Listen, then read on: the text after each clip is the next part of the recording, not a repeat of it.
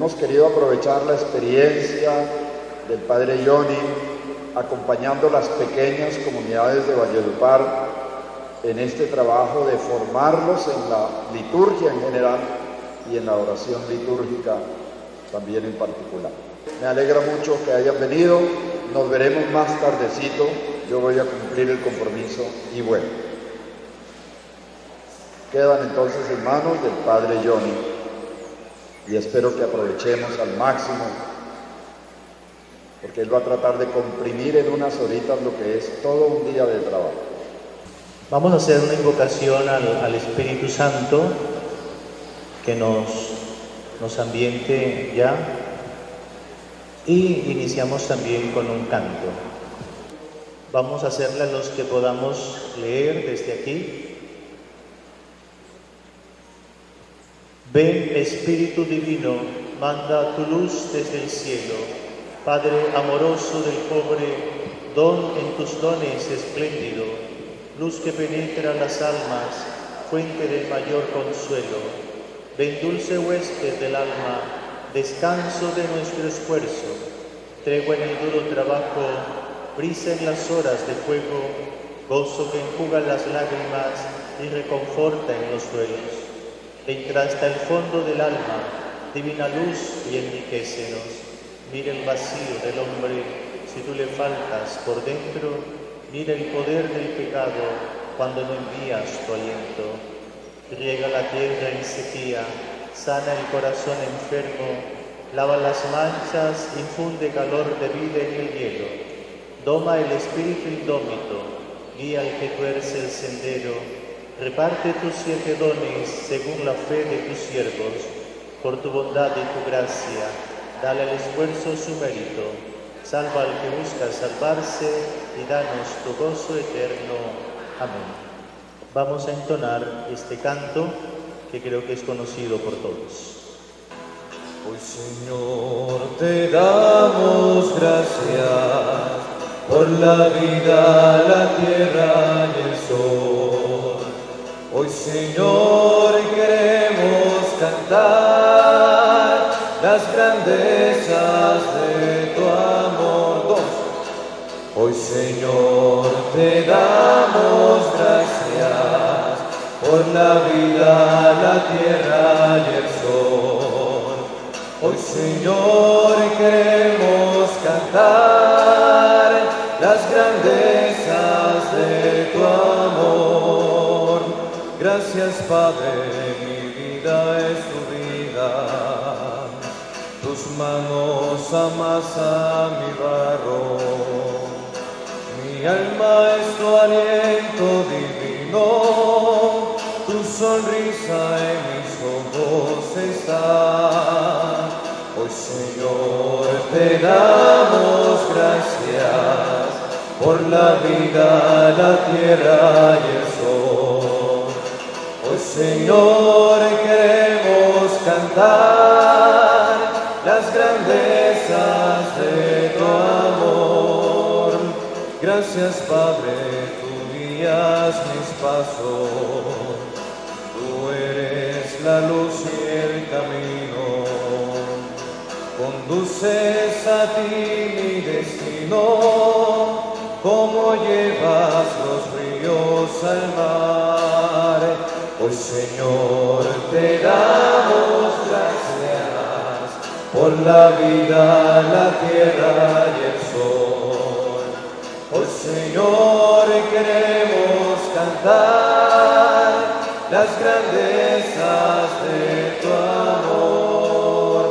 Gracias, Padre, me hiciste a tu imagen y quieres que siga tu ejemplo, brindando mi amor al hermano, construyendo un mundo de paz. Hoy, Señor, te damos gracias por la vida, la tierra y el sol. Hoy, Señor, queremos cantar las grandezas de tu amor. Pueden sentarse, hermanos.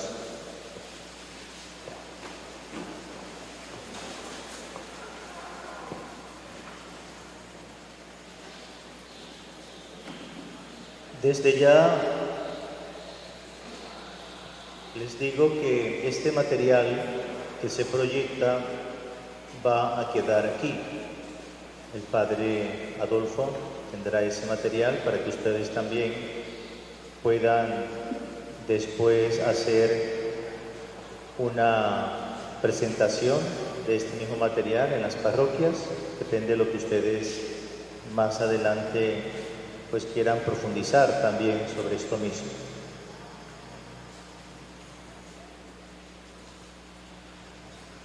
Para iniciar a hablar sobre la liturgia de las horas, ese sería el título de nuestra exposición, de lo que vamos a estar hablando.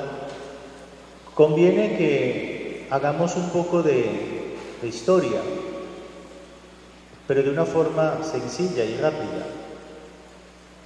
Nosotros encontramos en la Sagrada Escritura cómo los primeros cristianos, en el libro de los Hechos de los Apóstoles,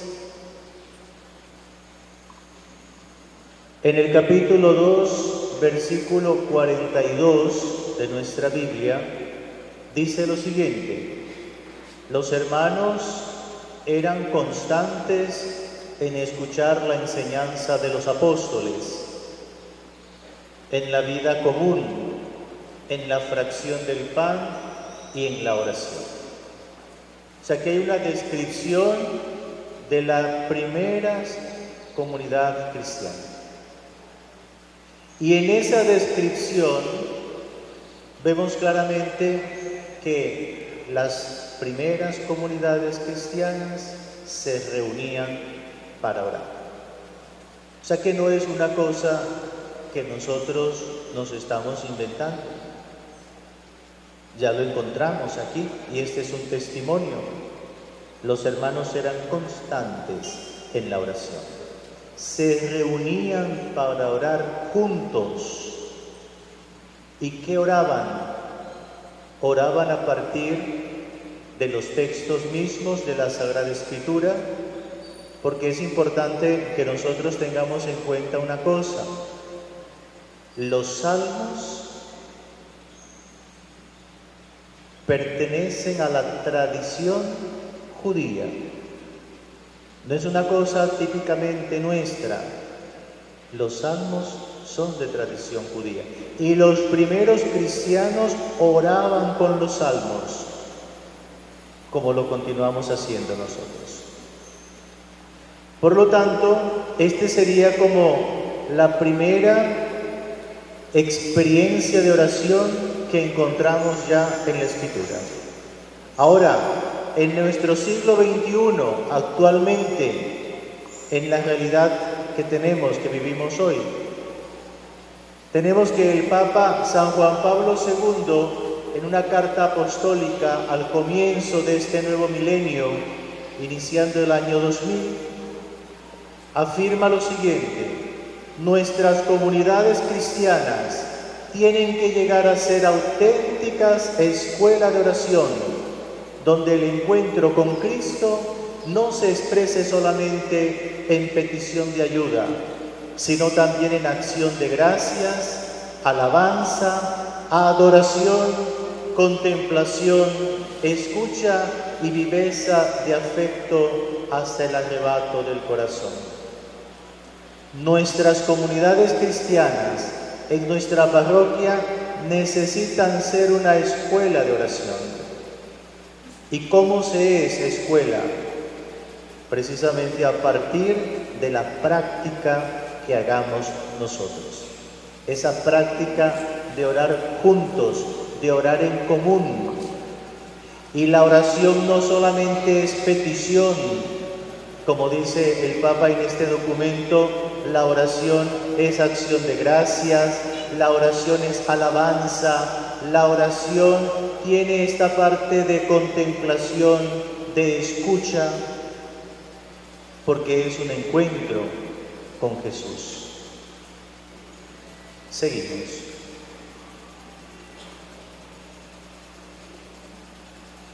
Así pues, cada comunidad cristiana recibe la invitación de encontrarse y reencontrarse con el Señor en aquella intimidad que marca indiscutiblemente la amistad auténtica.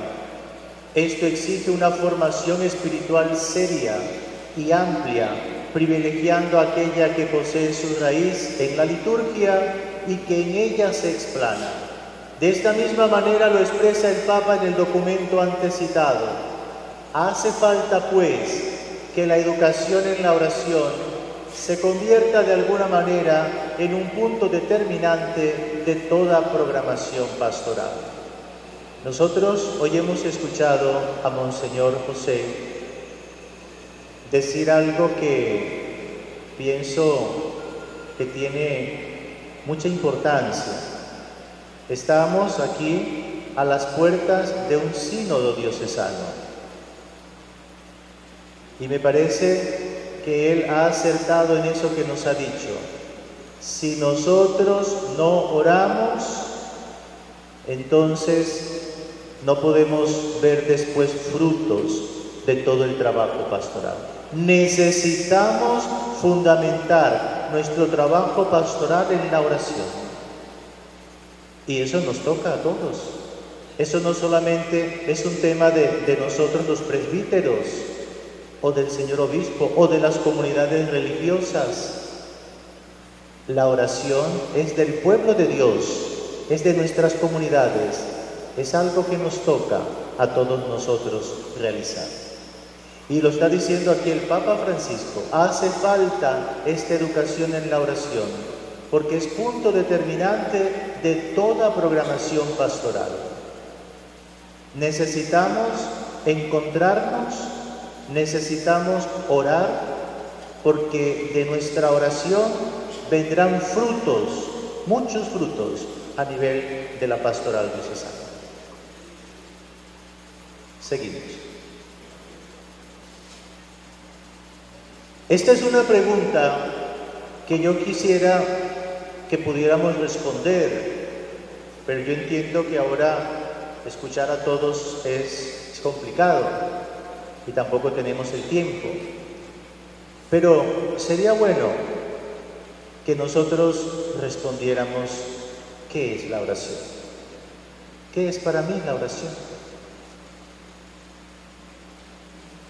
Y entonces, en esas respuestas que ustedes están pensando ahora mismo, seguramente que podemos coincidir en lo siguiente: la oración es un diálogo con Dios.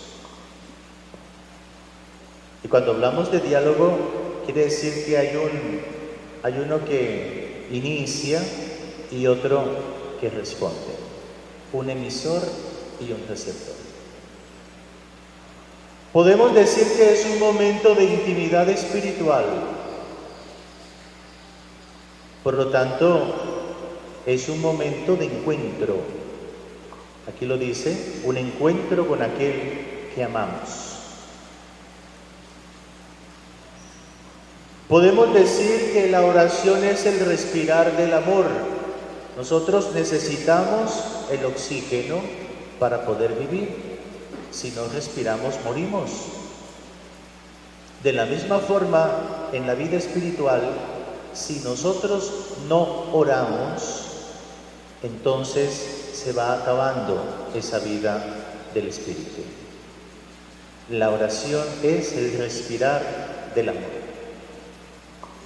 Santa Teresa de Jesús, doctora de la Iglesia, una maestra en la vida espiritual, dice lo siguiente, hablando de la oración: tratar de amistad, estando muchas veces tratando a solas con quien sabemos nos ama.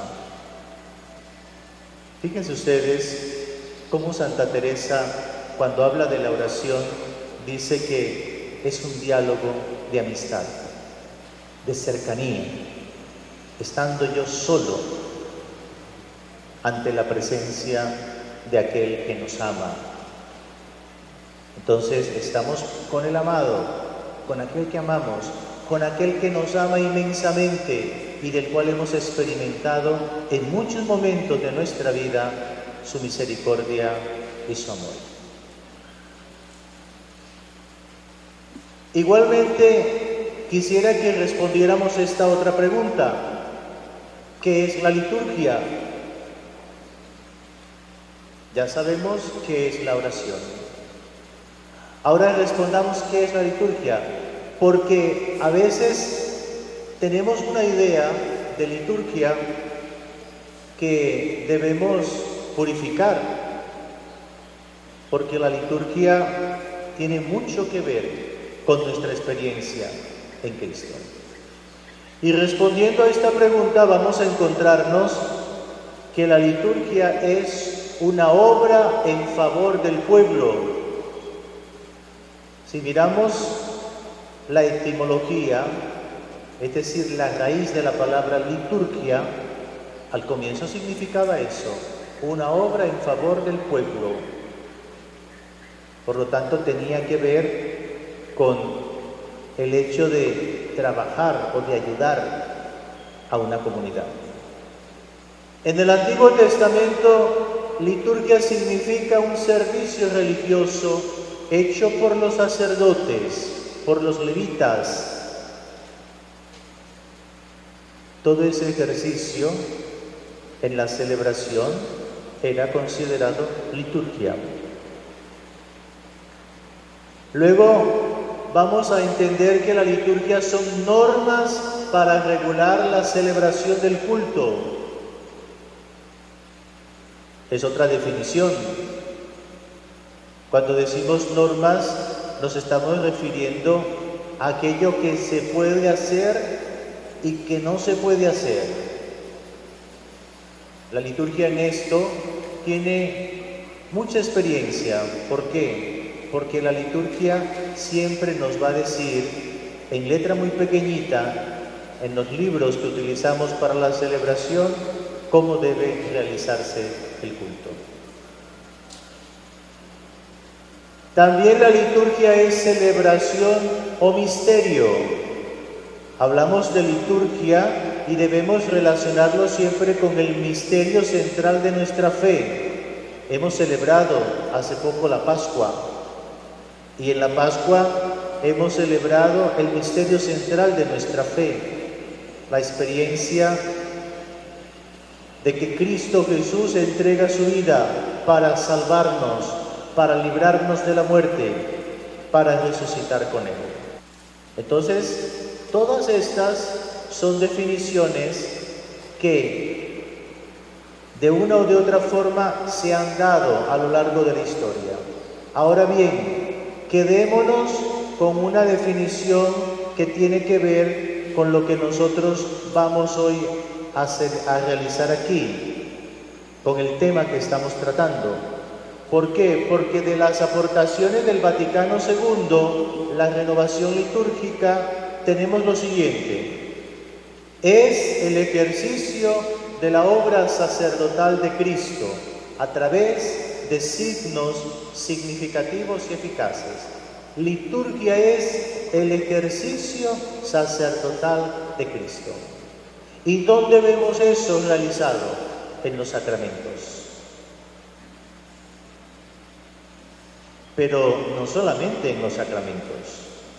También hay otras acciones litúrgicas que tienen que ver con este ejercicio sacerdotal de Cristo.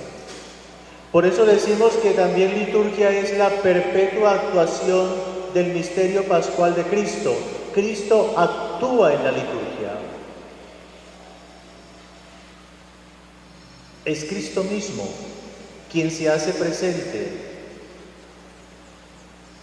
Encontramos que es una acción sagrada a través de la cual, con un rito en la Iglesia y mediante la Iglesia, se ejerce y continúa la santificación de los hombres y la glorificación de Dios. Aquí quisiera que profundizáramos en algo. Existe en la liturgia un doble movimiento que siempre se realiza en toda acción litúrgica. La alabanza, la glorificación de los hombres a Dios, por lo tanto, sube nuestra acción en la liturgia de alabanza y de glorificación sube a los cielos, pero también desciende hacia nosotros la santificación. Por lo tanto, participar de una acción litúrgica nos hace santos, nos santifica. Y esto se da en todos los sacramentos. Y esto se da en la liturgia de las horas. Porque también la liturgia de las horas es celebración del misterio pascual de Cristo. Y es lo que vamos a mirar ahora. Seguimos. Hemos hablado de oración y hemos hablado de liturgia. Ahora, ¿qué es la oración litúrgica? No nos olvidemos que la liturgia es cumbre y norma de la oración cristiana. Cuando nosotros estamos hablando de la liturgia, estamos diciendo que es lo máximo, la máxima expresión de ese encuentro con Dios, de esa intimidad con Dios, de ese momento de oración en el cual Dios es el centro, porque tenemos a Cristo como centro de nuestra oración. Y esa oración litúrgica está inspirada en la tradición bíblica y en los tesoros de la eucología eclesial. Por tanto, la tradición bíblica, ¿qué comprende? Comprende los salmos. Los salmos son palabra de Dios. Ya lo decía antes, es una tradición que viene de los judíos y que nosotros hemos asumido. Es el Antiguo Testamento, son palabra de Dios. Pero así como hay salmos, hay cánticos también del Antiguo y del Nuevo Testamento. Hay las composiciones o los signos que se encuentran también en el Nuevo Testamento. Tenemos la oración del Señor. O sea, dentro de la liturgia de las horas, siempre vamos a tener, sea en laudes o sea en vísperas, la oración del Padre Nuestro. Y eso es un texto que encontramos en el Evangelio, no es inventado por los hombres, es de tradición bíblica. Al igual que también encontramos antífonas, responsorios y versículos, todos de inspiración bíblica. Fijémonos la riqueza que tenemos entonces en la liturgia de las horas. Y entiéndase por eucología, esta palabra que puede ser un poco extraña, el conjunto de oraciones empleadas en las distintas celebraciones del culto. ¿A qué oraciones nos referimos? A los prefacios, a las plegarias eucarísticas, a las oraciones consecratorias y a las distintas bendiciones. Nosotros hemos acabado de celebrar la Eucaristía y en la celebración de la Eucaristía hemos orado con esta eucología. Oraciones como la oración colecta, como la oración después de la comunión, como la oración antes del ofertorio de la presentación de dones, la gran plegaria eucarística que se inicia con el prefacio, donde decimos, el Señor esté con ustedes, momento en el que inicia el prefacio, son oraciones de una tradición rica dentro de nuestra liturgia y que están siempre dirigidas al Padre por el Hijo en el Espíritu Santo. Todas las oraciones tienen esta característica trinitaria, dirigidas al Padre por el Hijo en el Espíritu Santo. Concluimos diciendo que toda celebración litúrgica es esencialmente oración. Toda celebración litúrgica es esencialmente oración. La misa es oración. Nos lo decía el Papa Francisco en estas catequesis, de las cuales hemos tenido en la audiencia de los miércoles. El Papa Francisco inició en noviembre del año pasado esas catequesis que culminaron ahora a comienzo de abril, y al comienzo decía que la Eucaristía es oración y participamos de una oración por excelencia, pero de igual forma la liturgia de las horas es la oración de la Iglesia. Por lo tanto, ¿qué es la liturgia de las horas? ¿Qué es el oficio divino? Tiene dos nombres. Se conoce con estos dos nombres: liturgia de las horas u oficio divino. Vamos a mirar. Cuando la respuesta más autorizada a esta pregunta la encontramos en la Constitución sobre Liturgia, Sacrosantum Concilio del Vaticano II. Esta Constitución es la Carta Magna en el tema de la liturgia después del Vaticano II. En ella leemos: el sumo sacerdote de la nueva y eterna alianza, Cristo Jesús, al tomar la naturaleza humana, introdujo en este exilio terrestre aquel himno que se canta perpetuamente en las moradas celestiales. Esta función sacerdotal se prolonga a través de su Iglesia, que sin cesar alaba al Señor e intercede por la salvación de todo el mundo, no solo celebrando la Eucaristía, sino también de otras maneras, principalmente recitando el oficio divino. La función sacerdotal de Cristo se realiza no solo en la Eucaristía, sino también en la oración de la Iglesia, en el oficio divino. Y respecto a esto, tengamos en cuenta una cosa, hermanos. El día de nuestro bautismo, cuando nos bautizaron, nosotros fuimos consagrados a Dios. Y fuimos consagrados hasta el punto de que en nuestra cabeza se derramó Santo Crisma. Y en esa consagración, en esa unción, recibimos el ser sacerdotes, profetas y reyes. Nosotros todos, por nuestro bautismo, somos sacerdotes, profetas y reyes. Y la forma como se desarrolla nuestro sacerdocio bautismal, un sacerdocio común para todos los fieles, tiene que ver con la oración. Por lo tanto, con la oración nosotros estamos realizando esa misión que se nos da desde el bautismo, de poder orar como Iglesia por las necesidades de todo el mundo, por las necesidades nuestras a nivel personal, por las necesidades de la Iglesia. Somos sacerdotes, por lo tanto intercedemos también, y la oración es la forma más concreta de realizar esa intercesión.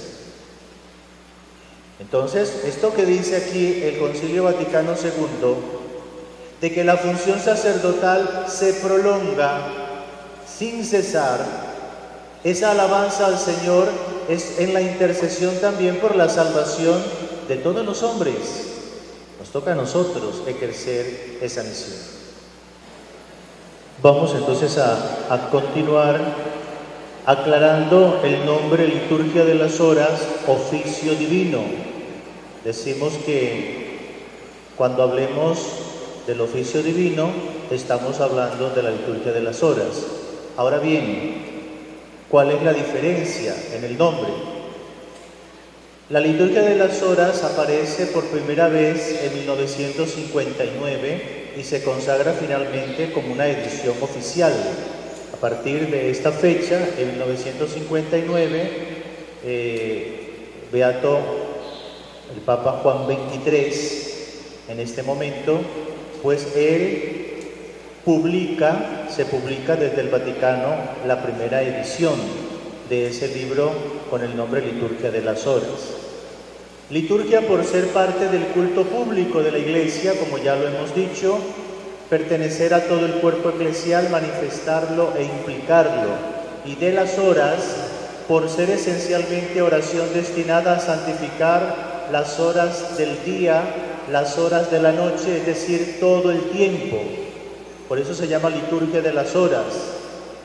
Y el otro nombre de oficio divino, entendamos que oficio divino viene más de la vida monástica, de la vida religiosa, donde la regla de San Benito dice ora et labora, oración y trabajo, y los monjes dedican fundamentalmente la mayor parte del tiempo a la oración.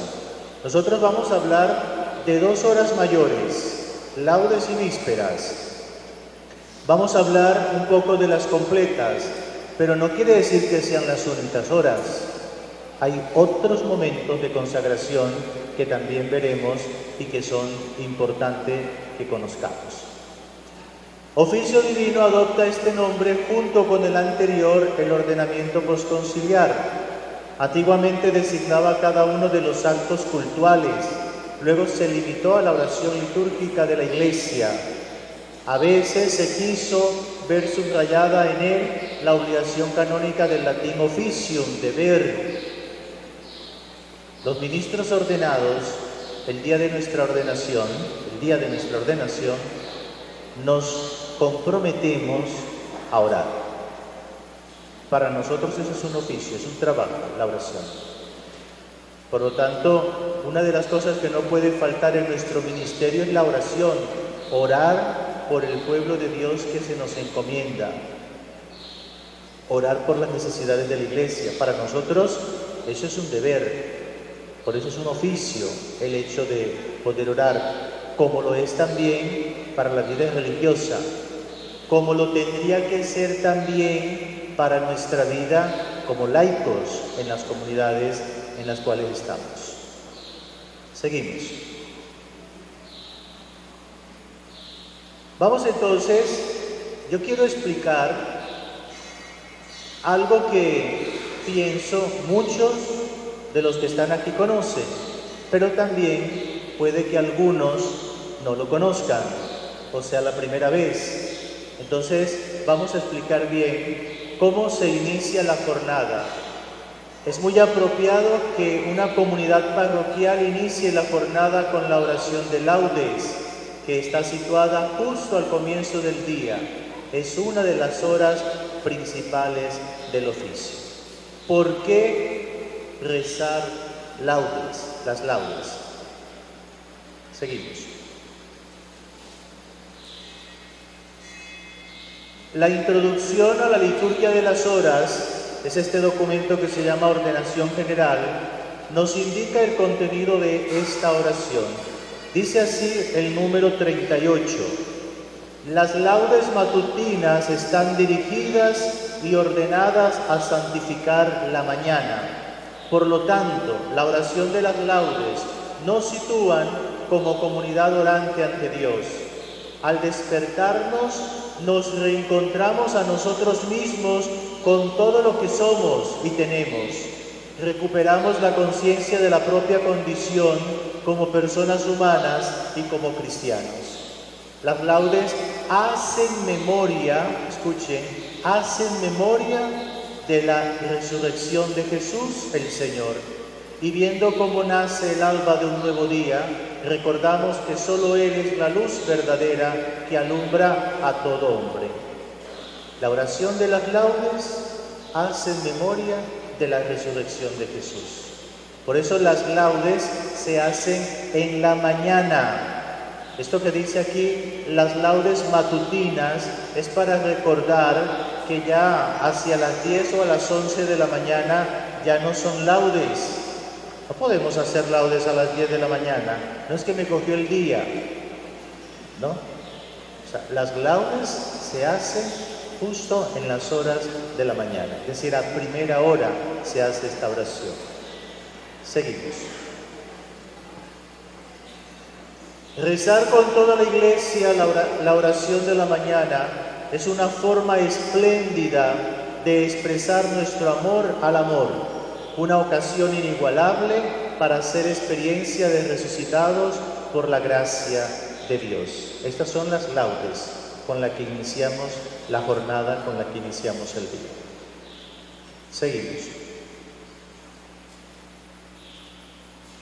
¿Cómo celebrar las laudes en la parroquia? A lo mejor pienso que ya algunas comunidades lo hacen, pero vamos a explicar que dependerá de las celebraciones que se tengan. Las laudes con la Eucaristía pueden hacerse juntas. Podemos hacer laudes dentro de la Eucaristía. ¿Cómo se hace? Es muy sencillo. Se inicia la celebración de la misa como de costumbre. Ustedes saben que hay un canto de entrada con el que iniciamos, está el saludo del sacerdote y más adelante dice que se hace, hay una segunda manera posible y más adecuada, sobre todo para los días de feria de lunes a sábado, no incluye el domingo, de lunes a sábado, y que es más adecuada sobre todo el hecho de introducir con la invocación con la cual se inician las laudes, que es aquella que dice: Señor, abre mis labios y mi boca proclamará tu alabanza. Se puede iniciar directamente con esta invocación. Acuérdense que esta frase va acompañada de la señal de la cruz con el dedo pulgar sobre la boca. Entonces iniciamos diciendo: Señor, abre mis labios, y toda la asamblea responde: y mi boca proclamará tu alabanza. Después del saludo o del himno, según se haya dado inicio, se recitan los salmos con su antífona, los salmos que trae la liturgia, los salmos que corresponden al día. Entonces, si estamos en domingo, los salmos son del domingo, pero hay algo que nos puede confundir a nosotros. Resulta que los que ya conocen la liturgia o los que la tienen ahora mismo, se van a dar cuenta que existen 4 semanas. Hablamos de 4 semanas que corresponden a un mes. Entonces, están los laudes del domingo de la primera semana, pero también están los de la segunda semana, los de la tercera y los de la cuarta semana. Algunos pueden que se repitan, pero se ha hecho una distribución de los salmos, que son 150, durante esas 4 semanas. Por eso son 4 semanas, de manera que tanto en laudes como en vísperas, los 150 salmos puedan distribuirse. Este fue un trabajo que se realizó después del Concilio Vaticano II y fue un trabajo que duró unos cuantos años, hecho por expertos, personas que se dedicaron a esa distribución para tener el libro que nosotros ahora podemos usar.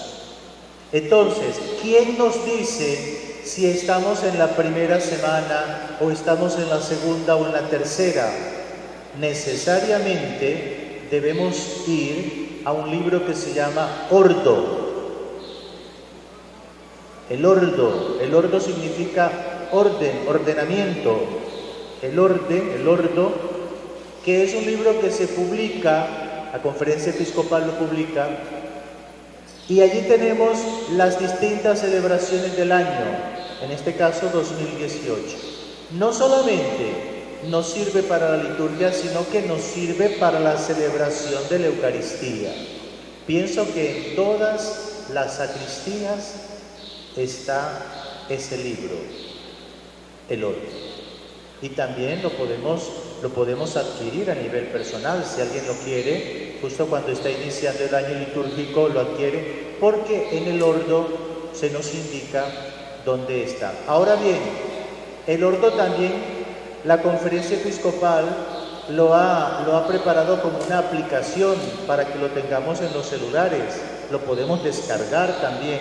Ordo 2018. Ustedes buscan y también se puede bajar esa aplicación para tenerla en los celulares, de manera que sepamos siempre cuáles son las lecturas del día y cuál es la distribución del salterio o de la liturgia de las horas para ese día. Es como la forma más acertada para nosotros saber en qué semana estamos y qué toca en ese día, ¿sí? Entonces, esa es una clave que es importante que conozcamos para que sepamos nosotros cómo vamos a buscar.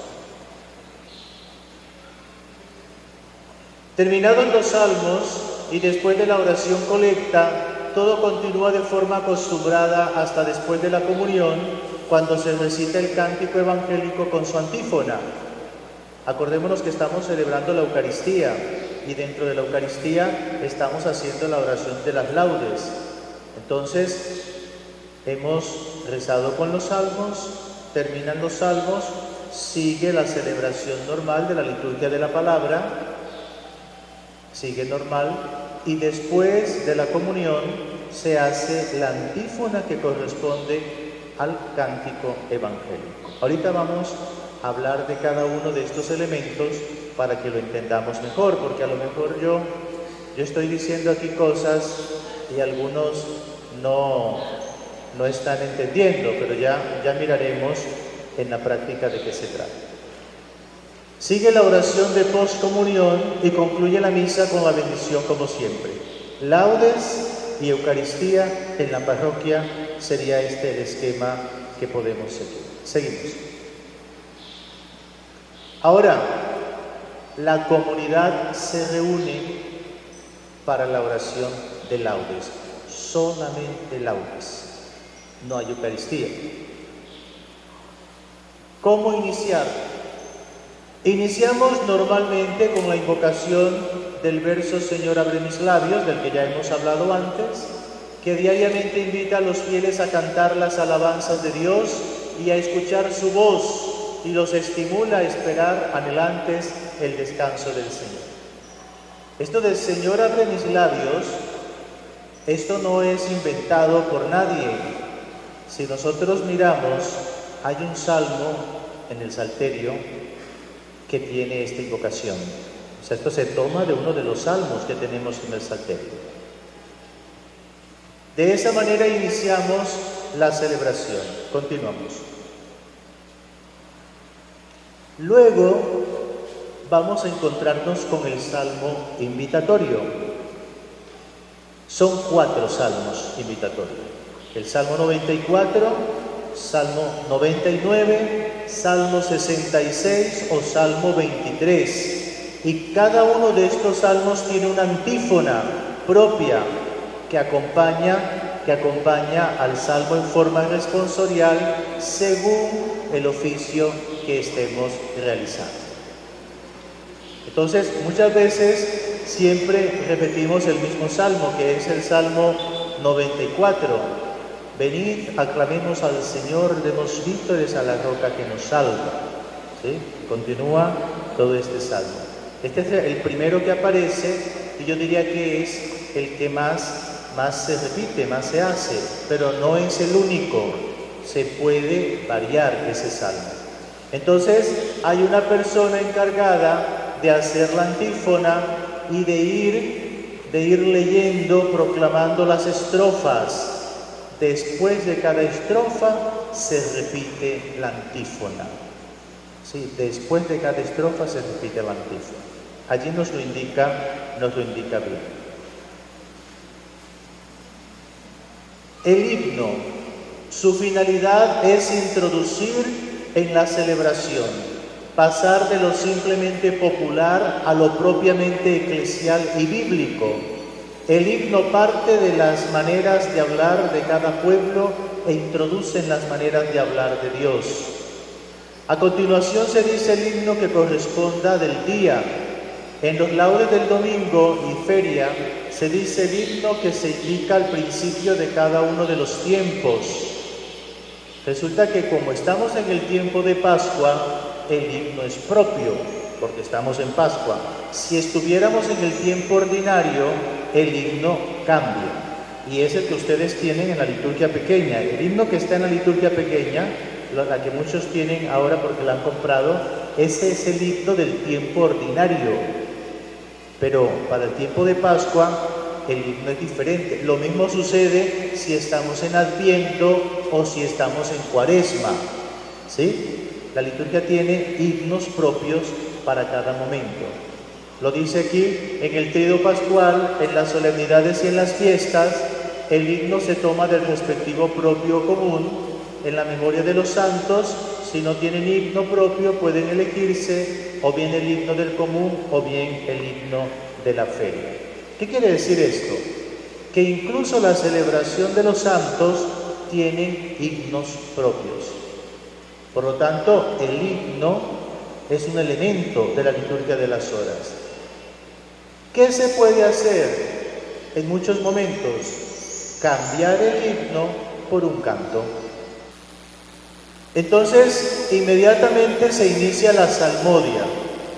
Bajo el nombre de salmodia entendemos el conjunto de salmos y cánticos bíblicos, tanto del Antiguo como del Nuevo Testamento, que figuran en la liturgia de las horas. Esta salmodia es sin duda el núcleo central del oficio. Fíjense, el núcleo central, la parte más extensa que tenemos nosotros. Además de velar con la debida comprensión de los salmos, hay que cuidar también las maneras concretas de realizar la salmodia en la celebración. Terminado el himno, sigue la salmodia, que consta de un salmo matutino, un primer salmo, de un cántico del Antiguo Testamento, 2, y de un salmo de alabanza que se dice con sus respectivas antífonas, 3. En laudes vamos a tener 3 salmos, aunque no todos son salmos porque uno es un cántico, pero son 3 momentos de oración para que sean proclamadas en esa oración. En las solemnidades y en las fiestas, los salmos y el cántico se toman del domingo de la primera semana del Salterio. Las antífonas son propias o del común. En realidad, hoy iniciamos la primera semana del Salterio. O sea que los salmos que tendríamos que hacer en laudes, que ya pasó laudes, el momento de hacerlo ya terminó, porque no lo vamos a hacer ahora que van a ser las 12 del mediodía, ¿sí? Debimos de haber celebrado los laudes de la primera semana, porque estamos iniciando la primera semana del Salterio, domingo de la primera semana, hoy. Seguimos. Otro elemento es la lectura breve que encontramos allí en la liturgia. Tiene como finalidad sobre todo inculcar con intensidad algún pensamiento sagrado y ayudar a poner de relieve determinadas palabras a las que posiblemente no se presta toda la atención en la lectura continuada de la Sagrada Escritura. Si ustedes se dan cuenta, la lectura tiene 4 o 5 párrafos. O sea, realmente es una perícopa, dicen los biblistas. Es una lectura corta, por eso dice breve, para que se pueda meditar tranquilamente, para que la podamos escuchar. Se han constituido 4 series semanales de lecturas breves que van incluidas en el Salterio, de modo que cada día a lo largo de 4 semanas se cambie la lectura.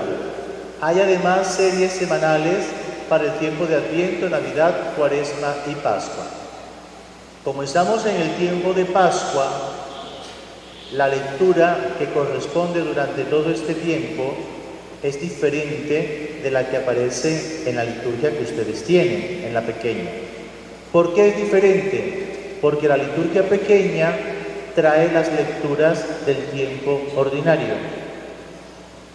Aunque las antífonas de los salmos diga otros tiempos, Lo que no incluye son las lecturas propias de los tiempos fuertes. Sin embargo, vamos a hacer ahora un ejercicio, y en este ejercicio vamos a tomar todos los elementos que ustedes tienen aquí, aunque no correspondan al tiempo, porque no estamos en el tiempo ordinario, estamos en Pascua, pero vamos a tomar esos elementos para no confundirnos, Aprovecho para decirles que ustedes han adquirido una liturgia que es muy sencilla. Para poder aprender es fenomenal este librito, pero no es la única. ¿Sí? Existe una edición más grande, más gordita, más grande, donde incluye estos elementos de los que estoy hablando, propios de los tiempos, con sus antífonas, y todavía hay otra edición donde son 4 tomos, un tomo por tiempo, y esos tienen todavía, pues contienen, digámoslo así, contienen toda la oración de la que luego les voy a hablar. Pero claro, no vamos a llegar a explicar aquello, porque aquello es un poquito más complejo. Partamos de lo sencillo y poco a poco ustedes irán conociendo las otras ediciones. Seguimos. Acompaña la lectura el responsorio breve. Este es un elemento cuya finalidad en parte coincide y en parte difiere de la que tiene el salmo responsorial de la misa. Coincide en cuanto que es una ayuda para que la palabra proclamada de la lectura penetre más íntimamente en quienes la han escuchado y se transforme en contemplación personal. La persona que proclama la lectura inmediatamente hace el responsorio. Inmediatamente, o sea, el lector proclama y responde a esa palabra con el responsorio. Eso lo trae allí mismo la liturgia. Continuamos. Después del responsorio viene el cántico evangélico. Entre los cánticos bíblicos destacan los 3 cantos conservados por San Lucas. Entonces, fíjense que tenemos, el primero es el de Zacarías, laudes. El segundo es el de la Santísima Virgen María en vísperas. Y el tercero es el cántico de Simeón, que se hace con la oración de completas. Se cantan por la mañana, por la tarde y por la noche. Son de alabanza, se cantan de pie. Y los domingos y días festivos pueden acompañarse con incienso. Como es una proclamación del Evangelio, porque son cánticos evangélicos, por eso nos ponemos en pie. Y no solo nos ponemos en pie, sino que en el momento de comenzar, por ejemplo el cántico de Zacarías, bendito sea el Señor Dios de Israel, hacemos la señal de la cruz, nos persignamos. Signo de que es la palabra de Dios en el Nuevo Testamento que vamos a proclamar, que vamos a cantar, porque también se cantan. Y aprovecho para decir que los salmos todos se cantan. Toda la salmodia está pensada en cantar. Luego tendremos ese ejercicio también de cantar la salmodia. Seguimos. Vienen las preces en el orden que estamos siguiendo. Como la liturgia de las horas es ante todo la oración de toda la Iglesia e incluso por la salvación de todo el mundo, conviene que en las preces las intenciones universales obtengan absolutamente el primer lugar. Ya se ore por la Iglesia y los ordenados, por las autoridades civiles, por los que sufren pobreza, enfermedad o aflicciones, por las necesidades de todo el mundo, a saber, por la paz y otras causas semejantes. Es lícito, sin embargo, tanto en los laudes matutinos como en las vísperas, añadir ciertas intenciones particulares. La liturgia nos trae un esquema de esas preces y Son 4 normalmente las que están incluidas allí en la liturgia. Seguimos. Padre nuestro es el elemento que concluye y culmina la plegaria de la Iglesia, el que corona toda la celebración. En la oración es la oración más propia de los hijos, para preparar la cual han precedido todas las otras oraciones. El Padre Nuestro es rezado 3 veces al día, en laudes, en la Eucaristía y en vísperas. Es una práctica a la que aluden las más primitivas fuentes cristianas y que ahora ha sido restaurada. El Padre Nuestro lo tenemos en las laudes, la oración de la mañana, y como dice aquí, también en las vísperas. O sea, es la forma como estamos concluyendo ya este momento de oración. Luego continuamos con la oración conclusiva. Al final de toda la hora se dice esta oración, que en la celebración pública, según la norma de la tradición, correrá a cargo del sacerdote o del diácono, si es el que está presidiendo ese momento de oración. Pero cuando se hace en comunidad, quien preside solo desea e implora la bendición de Dios. Por lo tanto, si es un laico, pues el laico hace esta oración y al final de la oración, fíjese cómo termina: que el Señor nos bendiga, nos guarde de todo mal y nos lleve a la vida eterna. Amén. De esta forma terminamos ese momento de oración, que serían las laudes presididas o dirigidas, en este caso, por uno de nosotros. Cualquier hermano, cualquier hermana, que dependiendo de los servicios, cómo se distribuyan, pues dirige el momento de oración. Muy bien. Entonces, el esquema queda de la siguiente manera. Esto sí que está muy pequeño, la letra. Aquí está todo el esquema. La invocación inicial, el salmo invitatorio, el himno propio, la salmodia, la lectura breve, el responsorio, el cántico evangélico, las peticiones, el Padre Nuestro, la oración final, la bendición y la despedida. Este es el esquema de los laudes. Solo quisiera remarcar algo en la salmodia, que ya lo habíamos visto antes, es que es salmo matutino, cántico del Antiguo Testamento y salmo de alabanza. Es como la característica propia de los laudes.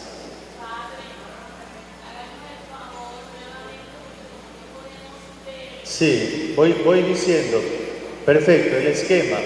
El esquema queda de la siguiente forma. Lo primero, invocación inicial.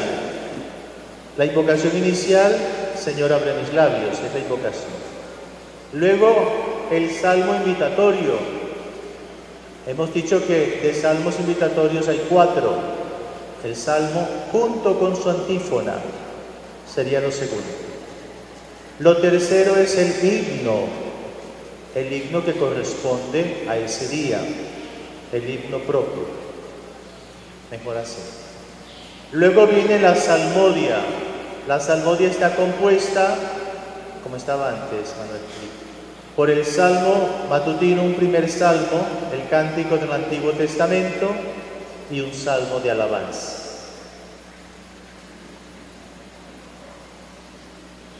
Continúa la lectura breve. Normalmente la lectura breve en laudes es del Antiguo Testamento, normalmente, siempre del Antiguo Testamento. Continúa el responsorio breve. Luego viene el cántico evangélico de Zacarías o Benedictus. Las peticiones de ofrecimiento del día. La oración del Padre Nuestro. La oración final. La bendición y despedida.